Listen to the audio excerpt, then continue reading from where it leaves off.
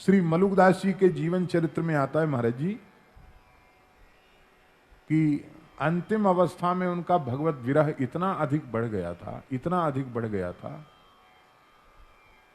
कि भोजन और शयन बिल्कुल समाप्त हो गया।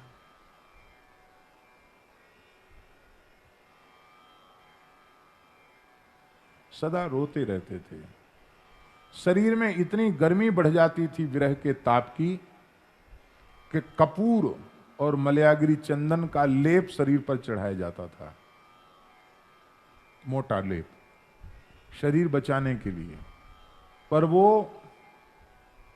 2 घड़ी के भीतर माने 48 मिनट में वो जलकर खाक हो जाता था, भस्म बन जाता था।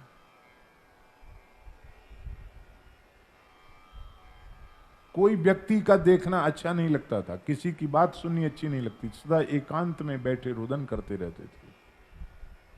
कोई ध्वनि बाहर की सुनाई अच्छी नहीं लगती थी मलुकदास जी को।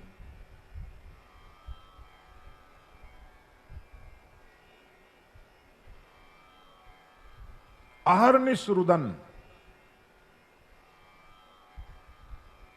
और फिर अंत में बहुत संतों ने आग्रह किया कि बहुत लंबा समय, लगभग साल भर बीत गया, कुछ नहीं खाया है, रुदन रुदन रुदन रुदन। बहुत कोशिश की जाती कि कुछ ये ग्रहण करें। तो लिखा कि संतों ने जब ये कहा कि अब आप कुछ नहीं लेंगे तो हम लोग भी बिल्कुल अनशन करके प्राण त्याग देंगे, तब आपने जैसे आचमन करते ना संध्या में, केशवाय नमः माधवाय नमः, ऐसे दाल के पानी का आचमन किया आपने।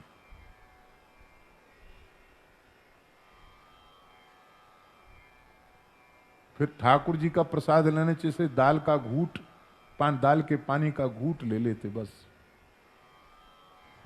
फिर वह भी छोड़ दिया। अंत में जल भी छूट गया भगवत विरह में।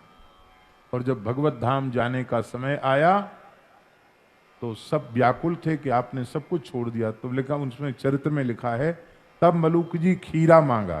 खीरा माने ककड़ी। खीरा ठाकुर जी को, रघुनाथ जी को भोग लगाया गया तो उस खीरा को उन्होंने खाया नहीं, खाली जीभ से थोड़ा सा स्पर्श कर दिया। लो, ये तुम लोगों के मन में पीड़ा न रहे कि महाराज ने बिना कुछ खाए पिए देह त्याग कर दिया। और महाराज जी लिखा है कि उस खीरे का प्रसाद जिस जिस भाग्यशाली जीव को मिल गया, तत्काल उसे भगवत साक्षात्कार हो गया। तत्काल उसकी सारी कर्म राशि जल के भस्म हो गई, भगवत साक्षात्कार हो गया, भगवत प्रेम की प्राप्ति हो गई। इसको कहते विरह। महाप्रभु जी की अंत लीला देखो, गंभीरा लीला, क्या कहना है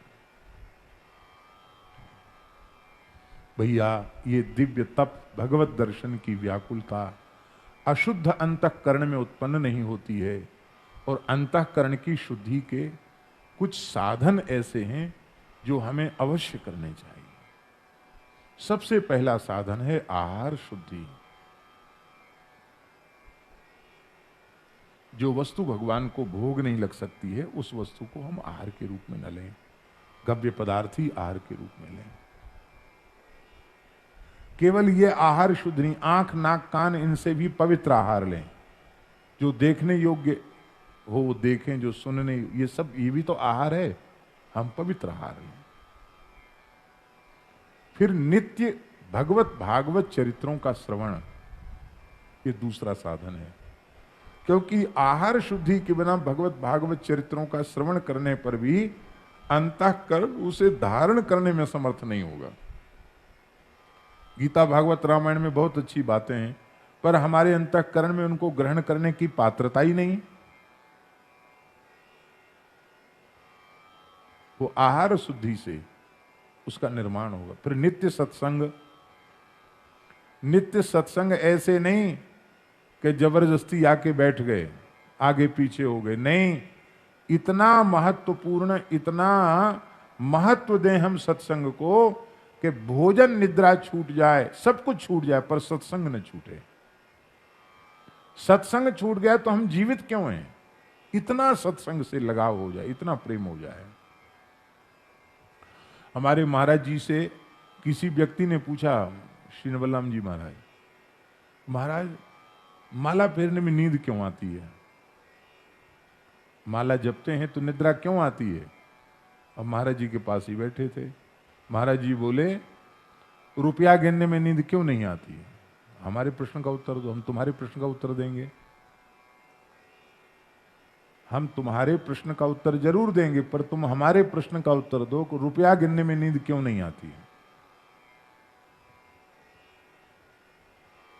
अरे कागज के टुकड़े ही तो हैं, पर उनको तुमने इतना अधिक महत्व दे रखा है कि किसी से लेना है तो कम ना आ जाए, और किसी को देना है तो ज्यादा न चला जाए।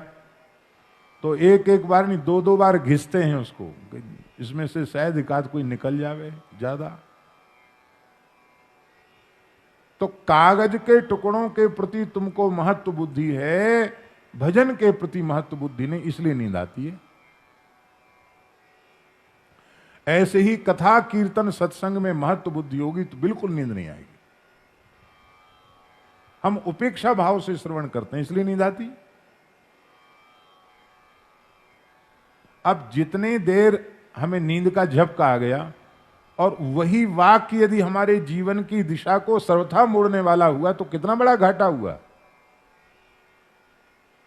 इसलिए सत्संग के प्रति बहुत महत्व बुद्धि, बहुत सावधान होकर सत्संग करना, एकदम समाधि जैसी लग जाए सत्संग में, बाह्य वृत्ति बिल्कुल समाप्त हो जाए, कहीं का चिंतन न बने, कहीं इधर उधर नजर न जाए, तो सत्संग है। कितने साधन हो गए? पहला साधन आहार शुद्धि, दूसरा साधन नित्य सत्संग, महत्व बुद्धि से सत्संग, और तीसरा साधन है निरंतर नाम जप। सोते जगने से लेके सोने तक, सोने से लेके जगने तक नाम में वृत्ति बनी रहे, नाम रूप लीला का ध्यान बना रहे निरंतर, नाम की स्मृति।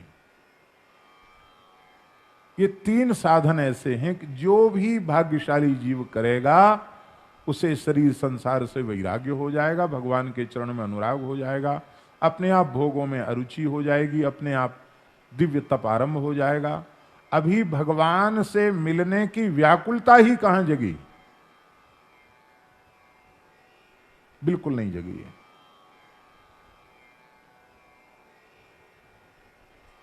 जगती तो काम बन जाता है, और ये नाम जब से होगा।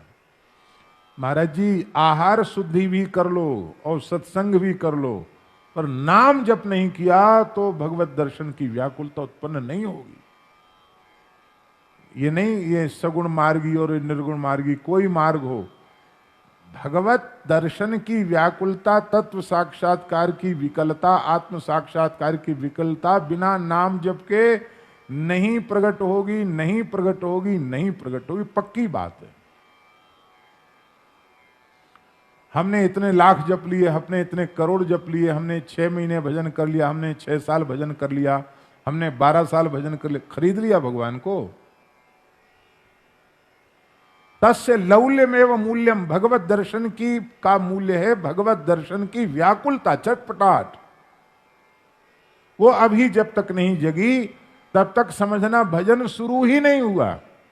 और हम अहंकार किए बैठे कि हमने इतना लाख जप लिया, हमने इतना करोड़ जप लिया। अभी तुम्हारा भजन शुरू कहां हुआ?